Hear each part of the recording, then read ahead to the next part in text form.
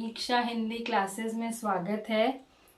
इस वीडियो में हम महादेवी वर्मा द्वारा लिखित गिल्लू पाठ, जो संचयन में क्लास 9th की पुस्तक संचयन में संकलित है, तो गिल्लू पाठ पढ़ेंगे। महादेवी वर्मा प्रकृति प्रेमी कवि थी। महादेवी वर्मा को प्रकृति से बहुत प्रेम था और प्रकृति में बसने वाले प्रत्येक छोटे से छोटे, बड़े से बड़े जीव जंतु से बहुत प्रेम था। तो इस पाठ में ऐसे ही एक छोटे से जीव की कहानी है। लेखिका का अपना अनुभव है इस पाठ में। तो शुरू करते हैं बिना समय गवाए। मैं आपको याद दिला दूं कि चैनल को सब्सक्राइब कर दीजिए, लाइक और शेयर कीजिए, अपने साथियों को बताइए। तो हम शुरू करते हैं। गिल्लू। लेखिका शुरू करती है, सोन जूही में आज एक पीली कली लगी है।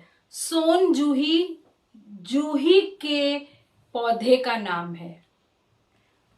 ऐसा पौधा जो बहुत बड़ा पेड़ तो नहीं होता, लेकिन इतना बड़ा होता है कि उसमें फूल लग जाए, तो उसमें पीले रंग के फूल लगते हैं। जूही के फूल बहुत सुंदर होते हैं, वो पीले रंग के होते हैं, इसलिए उसे सोन जूही कहते हैं। जिस तरह सोने का रंग पीला होता है, उस फूल का रंग भी पीला होता है। तो लेखिका के घर में सोन जूही का छोटा सा पेड़ है जिसमें पीले रंग के फूल लगते हैं।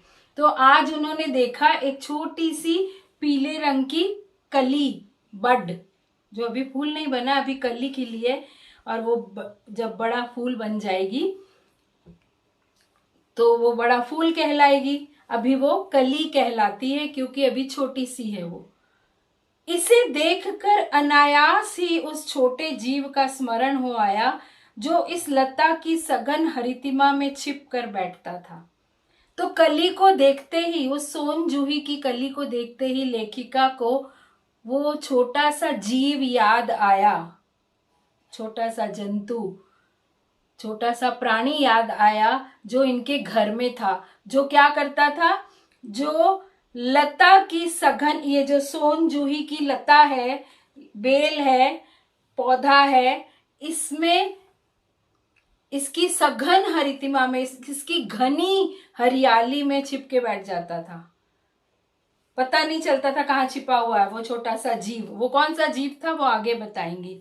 तो अनायास ही, इसे देखकर अनायास ही लेखिका को, अनायास ही, अचानक ही लेखिका को उस छोटे से जीव की याद आ गई, स्मरण हो आया, जो इस लता की सघन हरितिमा में, इस लता की घनी हरियाली में छिपकर बैठता था। सोन जूही की लता की बेलों की, ये एक पौधा होता है जिसकी बेलें बेलें भी दिखती हैं जिसमें।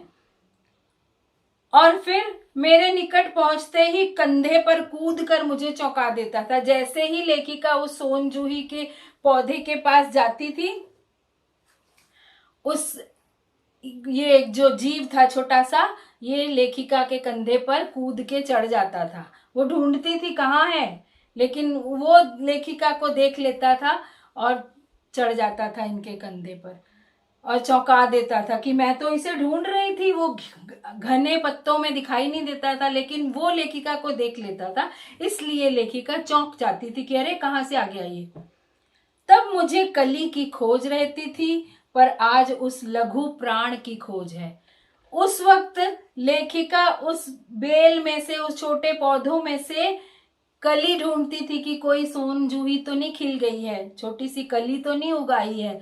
लेकिन आज वो क्या ढूंढ रही हैं? उस लघु प्राण को, उस छोटे से जीव को, क्योंकि वो जीव अब नहीं है, वो जा चुका है, वो मर चुका है। इसलिए लेखिका को उसकी याद आ गई उस कली को देखकर कि जब वो था तब लेखिका कली को ढूंढा करती थी, अब कली आ गई है तो वो जीव नहीं है। आपको इस पैराग्राफ का अर्थ समझ में आ गया होगा। परंतु वह तो अब इस सोन जूही की जड़ में मिट्टी होकर मिल गया होगा। अब तक वो सोन जूही के जो पौधा है, जो उसकी जड़ है, उसके अंदर मिट्टी हो गया होगा, मिल गया होगा मिट्टी में। कौन जाने स्वर्णिम कली के बहाने वही मुझे चौंकाने ऊपर आ गया हो।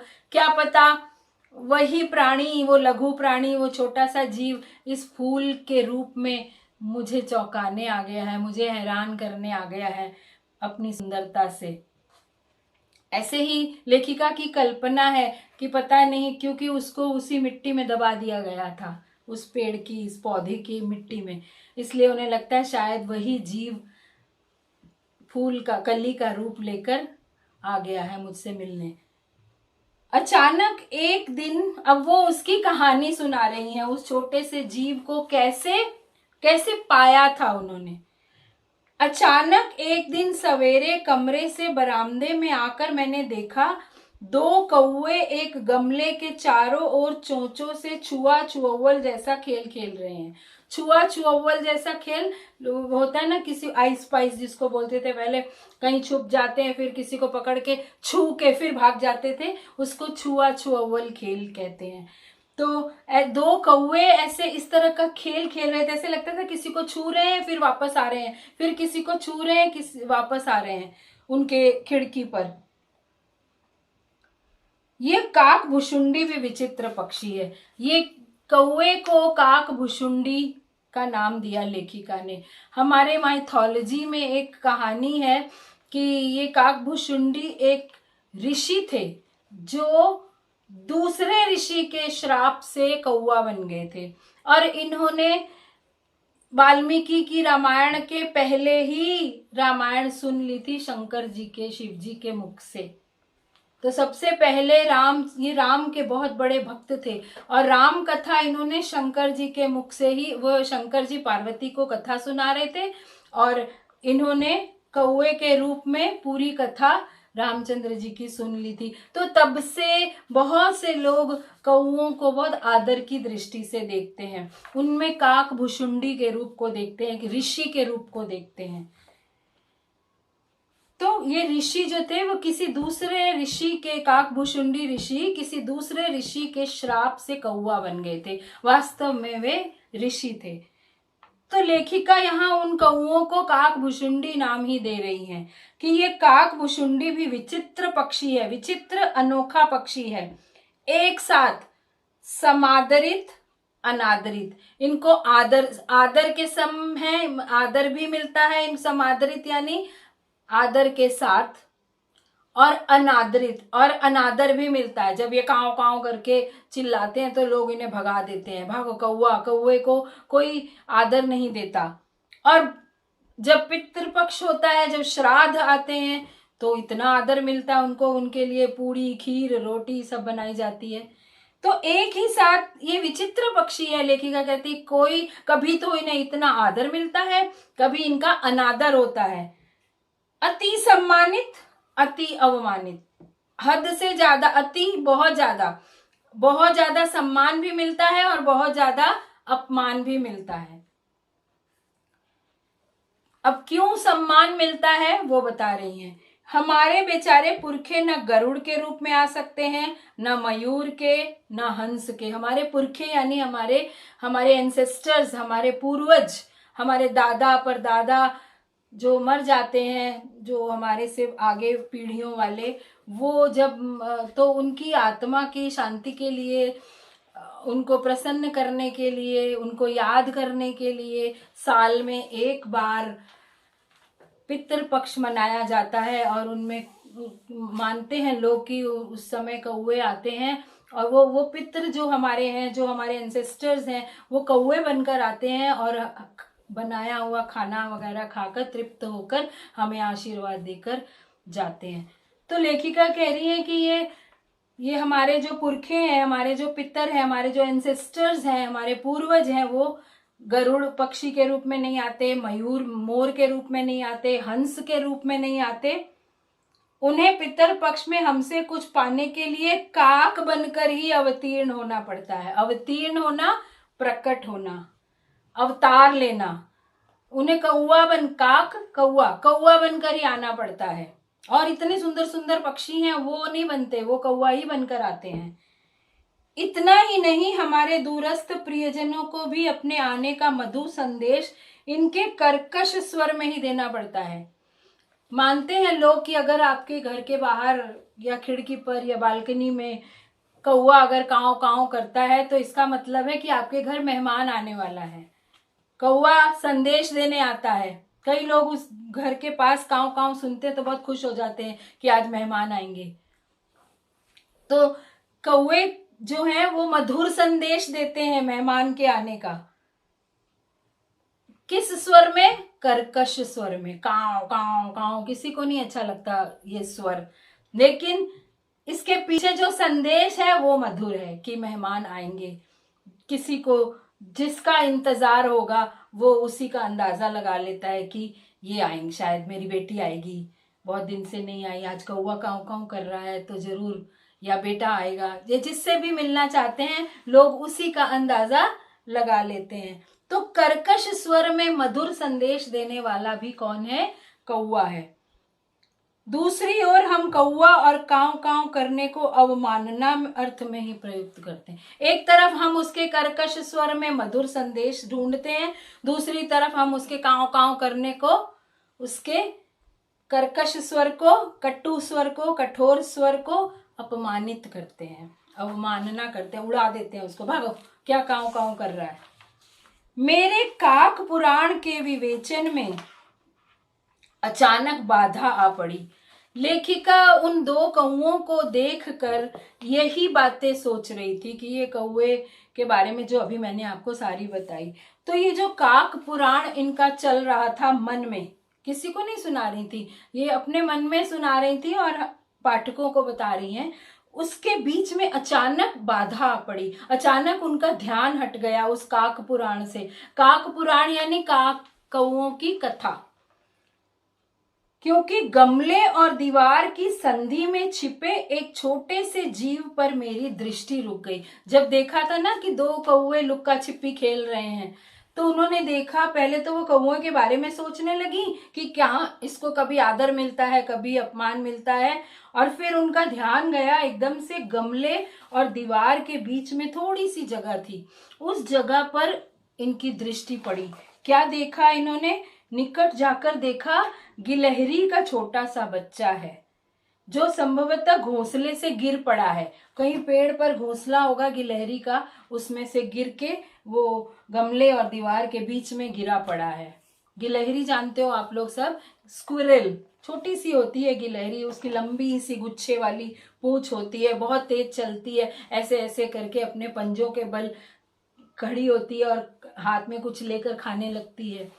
तो वो गिलहरी का एक छोटा सा बच्चा था जो शायद, संभवतः, शायद, संभव है घोंसले से गिर पड़ा है, और अब कौवे जिसमें सुलभ आहार खोज रहे हैं, और कौवे अब उसमें अपना आसानी से मिलने वाला आहार, भोजन ढूंढ रहे हैं कि चलो हमको आसानी से ये गिलहरी का बच्चा मिल गया, अब हम खा लेंगे। ये कौवे जो हैं छोटे छोटे मरे हुए जीवों को उठा के खा लेते हैं, और जो मरा नहीं होता उसको मार देते हैं अपनी चोंच मार मार के।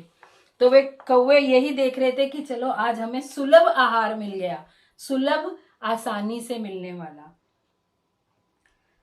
काक द्वय, दोनों कौओं की चोंचों के दो घाव उस लघु प्राण के लिए बहुत थे। दोनों कौओं ने दो दो चोंचे मार दी थी उनको।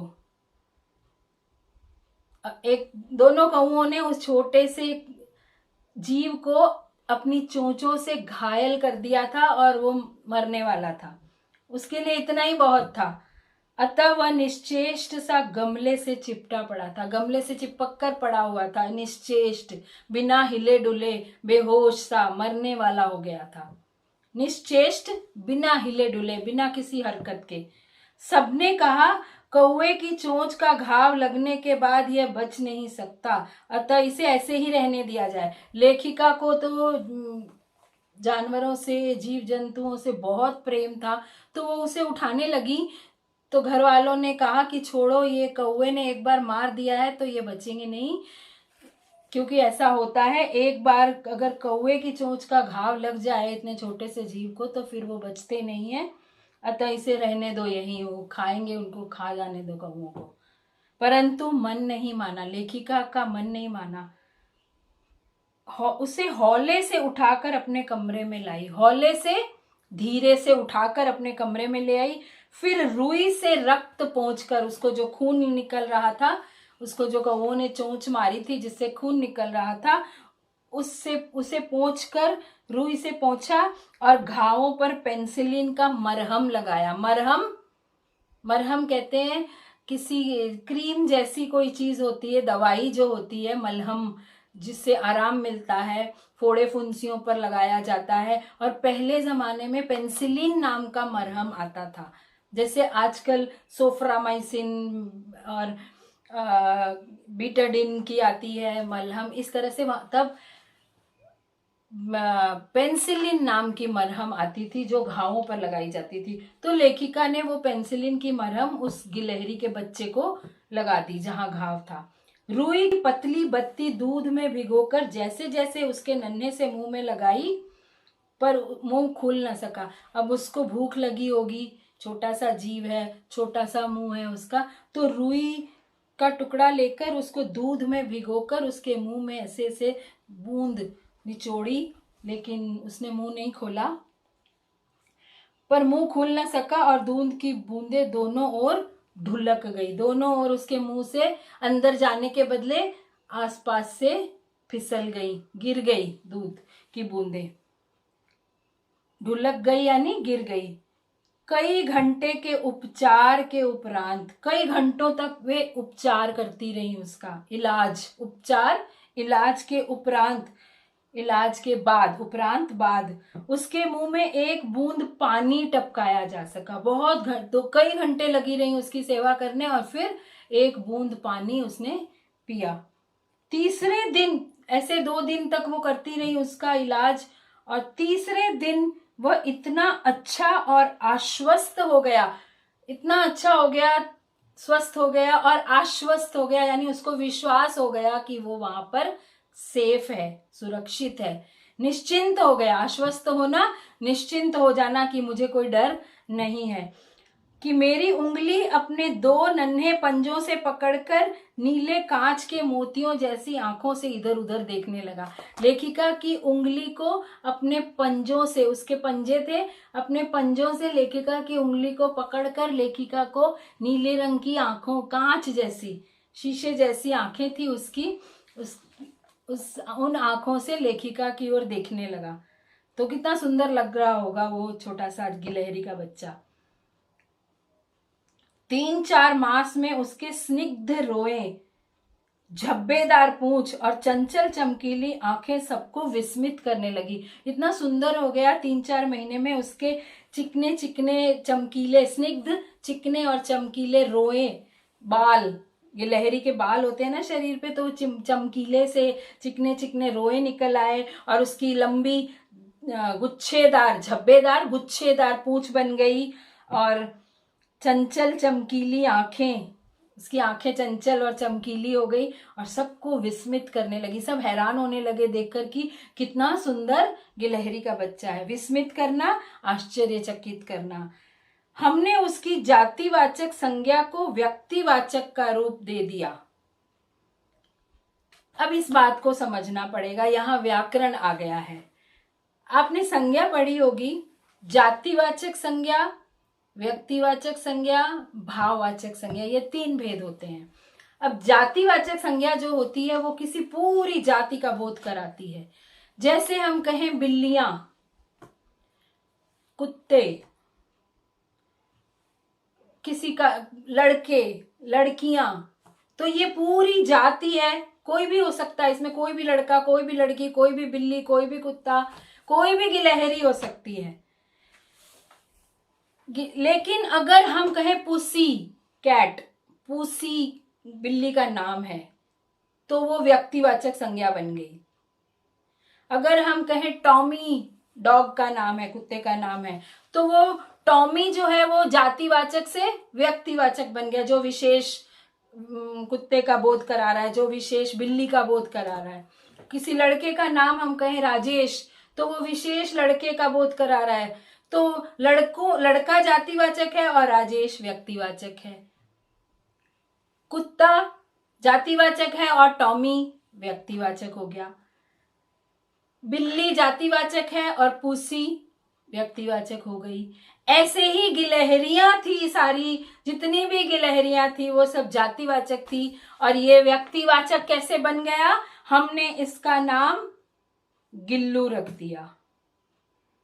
जातिवाचक संज्ञा को व्यक्तिवाचक रूप दे दिया। अब इसको कोई गिलहरी नहीं कहता, गिलहरी कहेंगे तो वो जातिवाचक संज्ञा हो गई, गिलहरी तो कोई भी हो सकती है, लेकिन गिल्लू नाम रख दिया। इस प्रकार हम उसे गिल्लू कहकर बुलाने लगे, तो वो जातिवाचक से व्यक्तिवाचक बन गया। अब आपको व्याकरण का भी एक भेद, अंतर समझ में आ गया होगा। मैंने फूल रखने की एक हल्की डलिया में, डलिया टोकरी में रुई बिछाकर उसे तार से खिड़की पर लटका दिया, उसका घर बना दिया। वही 2 वर्ष गिल्लू का घर रहा। 2 साल तक जीते हैं ये छोटे छोटे जीव।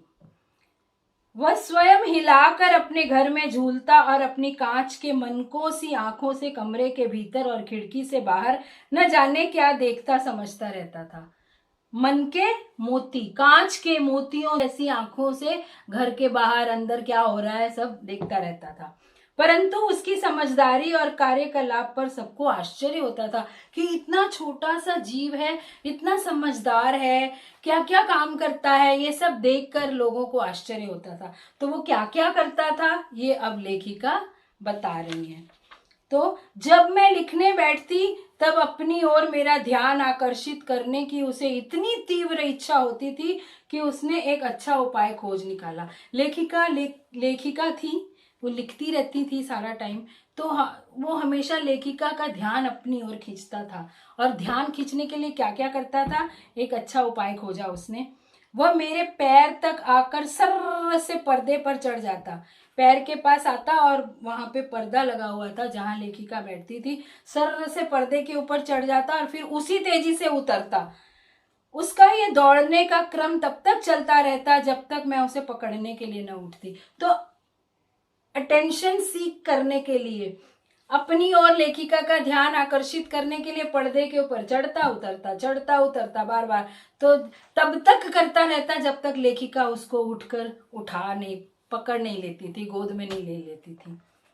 कभी मैं गिल्लू को पकड़कर एक लंबे से एनवेलप में, लिफाफे में इस प्रकार, कागज की थैली को लिफाफा कहते हैं, इस प्रकार रख देती कि उसके अगले 2 पंजों और सिर के अतिरिक्त सारा लघुगात उसका छोटा शरीर लिफाफे के भीतर बंद रहता। उसको एक लंबे से लिफाफे में डाल देती और वो केवल पूरा उसका छोटा सा शरीर लिफाफे के अंदर रहता, उसके पंजे और मुंह केवल लिफाफे के बाहर रहता, और वो वहां पे खड़ा खड़ा देखता रहता था। और इस अद्भुत स्थिति में, ऐसी विचित्र स्थिति में कि सारा शरीर लिफाफे में है और मुंह और पंजे उसके बाहर हैं, ऐसी अद्भुत स्थिति में कभी कभी घंटों मेज पर दीवार के सहारे खड़ा रहकर वह अपनी चमकीली आंखों से मेरा कार्यकलाप देखता रहता। घंटों देखता रहता खड़ा होकर कि लेखिका क्या कर रही है। कार्यकलाप लेखिका का काम करना। भूख लगने पर चिक चिक करके मानो वह मुझे सूचना देता, और काजू या बिस्कुट मिल जाने पर उसी स्थिति में लिफाफे से बाहर वाले पंजों से पकड़कर उसे कुतरता रहता, दांतों से कुतरना, धीरे धीरे दांतों से छोटे टुकड़े करके खाते रहना। वहीं खड़ा खड़ा लिफाफे में ही बैठा खड़ा बिस्किट और काजू खाता रहता था, और जब भूख लगती थी तो चिक चिक चिक चिक की आवाज करता था। कुतरना कहते हैं दांतों से छोटे टुकड़े काटना। फिर गिल्लू के जीवन का प्रथम बसंत आया। अब उसके जीवन में पहली बार बसंत ऋतु आई। आपने देखा होगा जब स्प्रिंग होता है, जब बसंत ऋतु होती है तो बहुत गिलहरियां घूमती हैं बगीचों में, बहुत सारे पक्षी आ जाते हैं, सब बाहर निकल आते हैं। ज्यादा ठंड होती है तो घुस जाते हैं अंदर घोंसलों में, लेकिन बसंत में सब बाहर आ जाते हैं। तो पहला बसंत आया इसके जीवन में। नीम चमेली की गंध मेरे कमरे में हौले हौले आने लगी। बसंत ऋतु में नीम के पेड़ों पर फूल आ जाते हैं, उसकी सुगंध आती है। चमेली के फूल आ जाते हैं, उसकी सुगंध आती है। तो वो सारी सुगंधें आने लगी और इसको भी लगने लगा गिल्लू को कि कुछ अच्छा हो रहा है बाहर प्रकृति में, इसको जाना चाहिए। बाहर की गिलहरियां खिड़की की जाली के पास आकर चिक चिक करके न जाने क्या कहने लगी। अब बाहर भी गिलहरियां थी, उनको पता चल गया होगा, इन सबको जीवों को पता चल जाता है कि एक जीव घर के अंदर बंद है, तो वो खिड़की के पास आके चिक चिक चिक चिक करके न जाने अपनी भाषा में क्या कहकर चली जाती थी। गिल्लू को जाली के पास बैठकर अपनेपन से बाहर झांकते देखकर मुझे लगा कि इसे मुक्त करना आवश्यक है। तो गिल्लू भी खिड़की के पास बैठकर बाकी गिलहरियों को अपनेपन से देखने लगा। उससे लगा कि ये मेरे जात बिरादरी के सारे बाहर घूम रहे हैं और मैं अकेला अंदर हूं, मेरे अपनेपन वाले लोग तो बाहर हैं। तो लेखिका ने सोचा अब इसे मुक्त कर देना चाहिए, इसे स्वतंत्र कर देना चाहिए, इसे बाहर निकालना चाहिए। तो उन्होंने क्या किया, मैंने उसकी खिड़की, लेखिका की खिड़की में जाली लगी हुई थी, जाली कील से चारों तरफ से, आपने देखा होगा पहले जमाने में, आजकल तो और कई तरह से जालियां लगती, पहले जमाने में जाली को लाकर चारों ओर कील ठोक देते थे और जाली लग जाती थी। तो लेखिका ने क्या किया, मैंने कीलें निकालकर जाली का एक कोना खोल दिया, नीचे से एक दो कीलें निकाली और थोड़ा सा कोना खोल दिया, ताकि वो छोटा सा तो जीव था कि ताकि वो बाहर निकल सके। और इस मार्ग से गिल्लू ने बाहर जाने पर सचमुच ही मुक्ति की सांस ली, खुश हो गया, खेलने लगा बाहर जाकर। इतने छोटे जीव को घर में पले कुत्ते बिल्लियों से बचाना भी एक समस्या ही थी। अब घर में इनके, लेखिका के घर में कुत्ते बिल्लियां सब पालती थी, वो बहुत सारे जीव रहते थे। तो कह रहे हैं कि उसका बहुत ध्यान भी रखना पड़ता था कि कोई उसको हार्म ना करे, कोई उसे कष्ट ना पहुंचाए, कोई उसे काट ना ले, कोई उसे खा न ले, कोई उसे मार न दे। तो ये भी एक समस्या थी। अब बाहर चला गया है, कमरे में तो लेखिका के पास सेफ था, लेकिन बाहर छोड़ दिया है तो कोई भी उसे मार सकता था। आवश्यक कागज पत्रों के कारण मेरे बाहर जाने पर कमरा बंद ही रहता है। लेखिका लिखने का काम करती थी, इसलिए जरूरी कागज पत्र पड़े रहते थे। तो लेखिका जब भी कहीं बाहर जाती थी कमरा बंद करके जाती थी। मेरे कॉलेज से, लेखिका कॉलेज में पढ़ाती भी थी, तो मेरे कॉलेज से लौटने पर जैसे ही कमरा खोला गया, जब लेखिका ने पहली बार गिल्लू को बाहर भेजा जाली में से निकालकर, कमरा खोला और मैंने भीतर पैर रखा, वैसे ही उसको पता चल गया, वो बाहर था, उसको पता चल गया कि लेखिका आ गई है, और गिल्लू अपनी जाली के द्वार से भीतर आकर मेरे पैर से सिर और सिर से पैर तक दौड़ लगाने लगा, लेखिका के शरीर पर चढ़कर।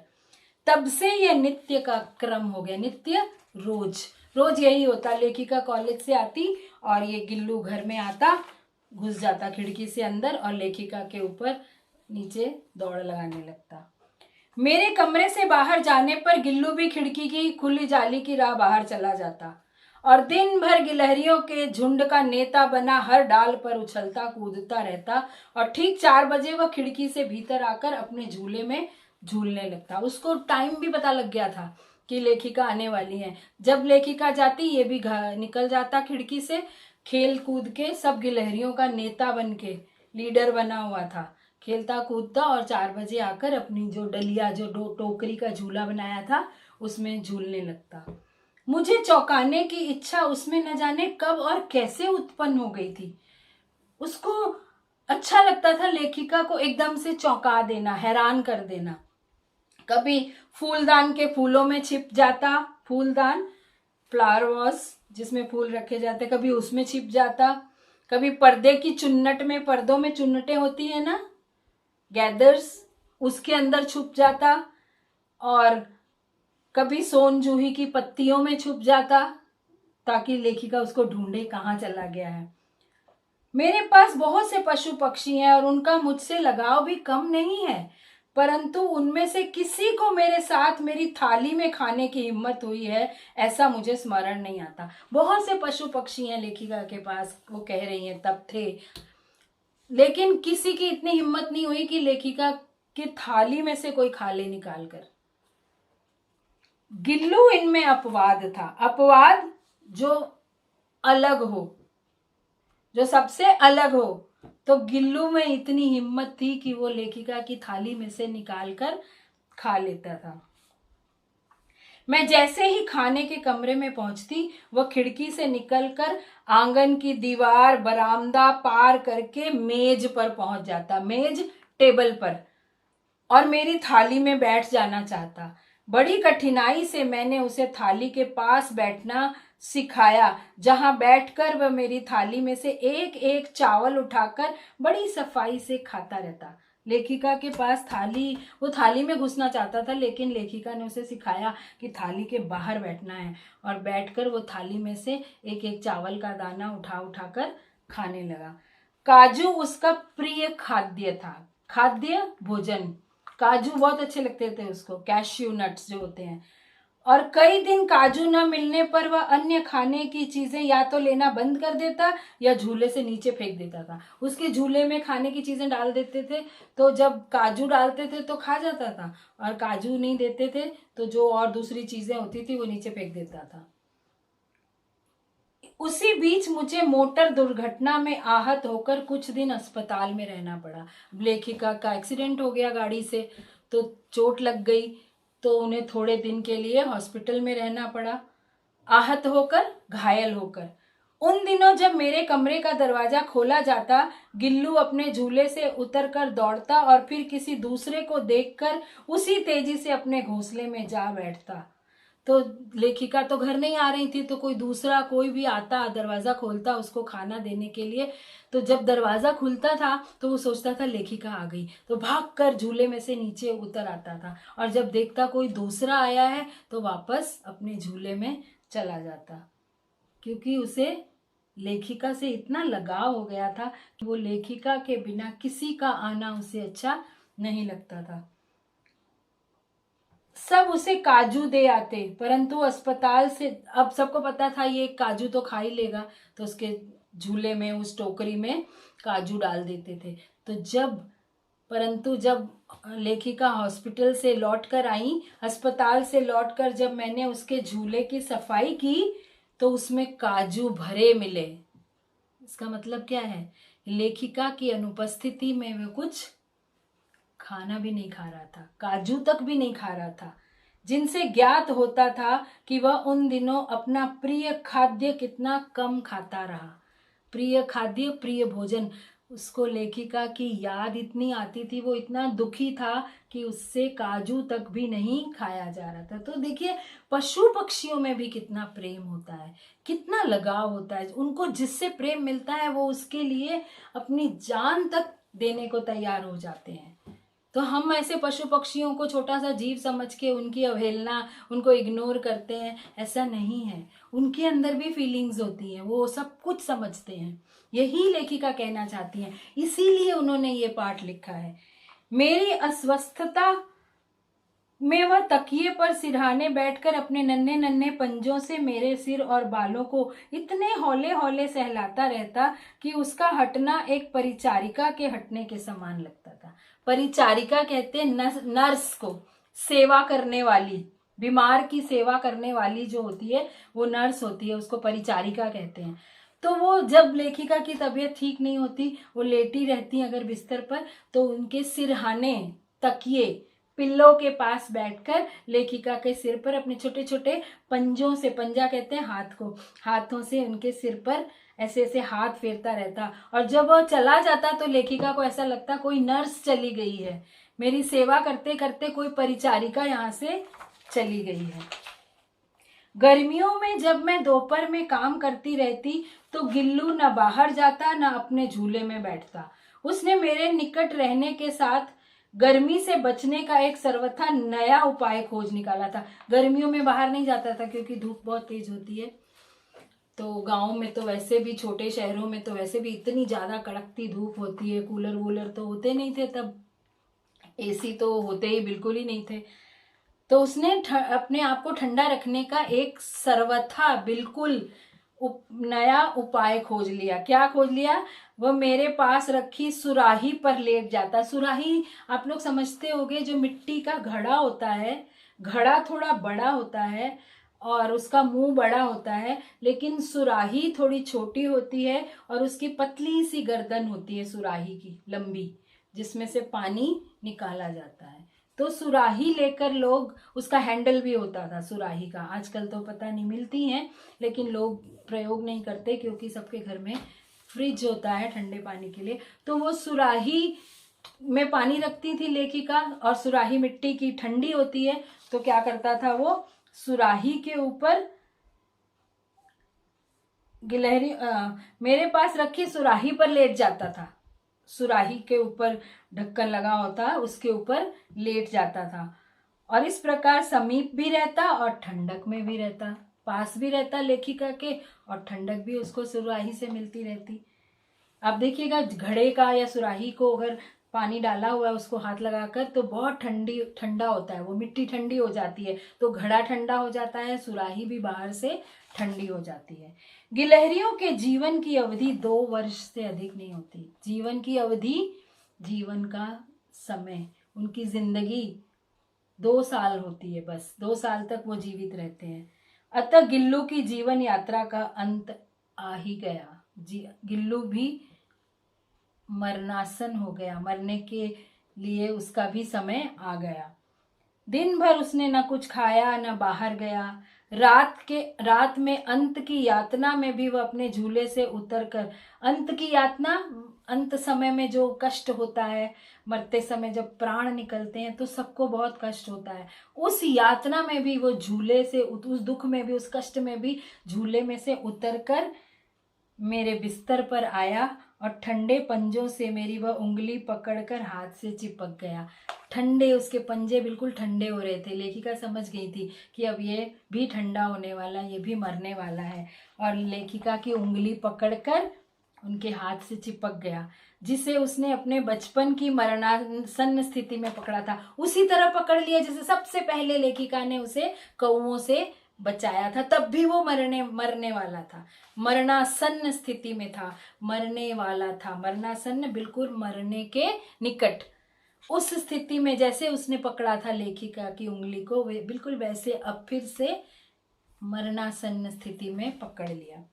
पंजे इतने ठंडे हो रहे थे कि मैंने जागकर हीटर जलाया। लेखिका ने हीटर जलाया ताकि थोड़ी गर्मी मिले उसको, और उसे उष्णता देने का प्रयत्न किया, उष्णता, गर्मी। परंतु प्रभात की प्रथम किरण के स्पर्श के साथ ही वह किसी और जीवन में जागने के लिए सो गया। प्रभात की प्रथम किरण, सूर्य की पहली किरण के साथ ही वो किसी और जीवन में जागने के लिए सो गया। लेखिका का ये मानना है कि एक बार किसी भी जीव की मृत्यु होती है तो फिर उसे नया जीवन मिलता है। इसीलिए उन्होंने ये नहीं कहा कि वो मर गया, वो किसी और जीवन में जागने के लिए सो गया। तभी वो शुरू में कह रही है कि वो सोन जूही की कली के रूप में तो नहीं आ गया मुझे चौंकाने के लिए, वही गिल्लू तो नहीं है वो। उसका झूला उतार कर रख दिया गया है और खिड़की की जाली बंद कर दी है, क्योंकि अब तो किसी ने आना जाना नहीं है वहां से। परंतु गिलहरियों की नई पीढ़ी, अब वो जो गिलहरियां पहले आती थी वो भी तो मर गई होंगी, सबके 2 साल से ज्यादा कोई नहीं रहता, तो उनकी नई पीढ़ी, उनके बच्चे, उनकी नई जनरेशन जाली के उस पार चिक चिक करती ही रहती है, क्योंकि ये क्रम तो चलता ही रहता है। पुराने लोग मरते हैं, नए लोग आते हैं, पुराने जीव जाते हैं, नए जीव आते हैं, और सोन जूही पर बसंत आता ही रहता है। सोन जूही पर फूल खिलते ही रहते हैं, पुराने फूल मुरझा जाते हैं, नए फूल आ जाते हैं। सोन जूही की लता के नीचे गिल्लू को समाधि दी गई है। समाधि दे देना, उसको वहीं गाड़ दबा दिया था, जिस जगह पर व्यक्ति को की अंत्येष्टि की जाती है, अंतिम क्रिया की जाती है, उस जगह को यादगार के रूप में समाधि बना देना कहते हैं। इसलिए भी कि उसे वह लता सबसे अधिक प्रिय थी, वो सोन जूही में छिपता रहता था। इसलिए भी कि उस लघुगात छोटे शरीर का किसी वासंती दिन जूही के पिताब छोटे फूल में खिल जाने का विश्वास मुझे संतोष देता है। लेखिका ने इसलिए उसकी समाधि वहां बनाई थी कि वो किसी वासंती दिन, किसी बसंत ऋतु के दिन जूही के पिताब, पीली आभा वाले, पीली चमक वाले, पीले रंग वाले छोटे फूल के खिल जाने का विश्वास मुझे संतोष देता है कि वो गिल्लू है, उस फूल में वो गिल्लू के रूप को देखती थी कि वो उसकी समाधि वहाँ बनाई है, कोई बात नहीं, वो मर गया है, लेकिन वो फूल जूही के पीले फूल के रूप में फिर से मेरे पास आएगा। ये विश्वास लेखिका को है, इसलिए उन्होंने उसकी समाधि उस सोन जूही की जड़ में, मिट्टी में बना दी थी, दबा दिया था उसे। तो कितना सुंदर पाठ है ये। इस तरह का प्यार छोटे छोटे जीवों से कौन करता है? हम नहीं समझते, हम उन जीवों को कुचल कर सोचते हैं ये तो ऐसे ही हैं, लेकिन अगर उन्हें प्यार करो तो इंसान से ज़्यादा ये पशु पक्षी मानव को प्यार करते हैं, कभी धोखा नहीं देते। तो ये इससे बहुत कुछ सीखने को मिलता है। समझ में आ ही गया होगा, मैंने हर पंक्ति का अर्थ आप लोगों को समझा दिया है। तो इसे ध्यान से रीडिंग करेंगे, आपको समझ में आएगा। फिर भी कोई प्रॉब्लम हो, कुछ मुश्किल हो, कुछ पूछना हो तो कमेंट बॉक्स में ज़रूर लिखिए, मैं बताऊंगी उसका उत्तर। और एक बात कहना चाहूँगी कि हमेशा जीव जंतुओं से प्रेम करना चाहिए।